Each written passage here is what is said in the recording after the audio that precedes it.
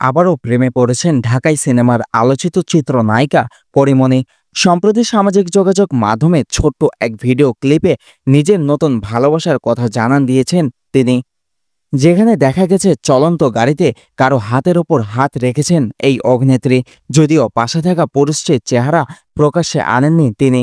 সেই video share করে পরে লিখেছেন, হ্যাঁ, আমি আবারও প্রেমে পড়েছি।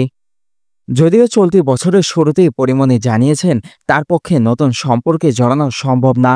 জীবনে যা সহ্য করেছেন তারপর আর কারো সঙ্গে তিনি সম্পর্কে নিজেকে বাঁধবেন না।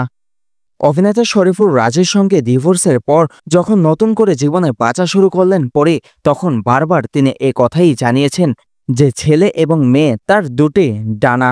পরীর আর নতুন সম্পর্কের দরকার নাই। সেই ঘোষণার পর আবারও নতুন করে প্রেমে পড়ার কথা জানান এই অভিনেত্রী। তার সেই ভিডিওতে শুভাকাঙ্ক্ষী সহকর্মীরাও শুভেচ্ছা জানিয়েছেন। যদিও সেই মন্তব্যের জবাবে পরীমনিকে এখনও কিছুই বলতে দেখা যায়নি। তিনি আপাতত সন্তান ও নতুন সম্পর্ক নিয়ে বেশ সুখে আছেন।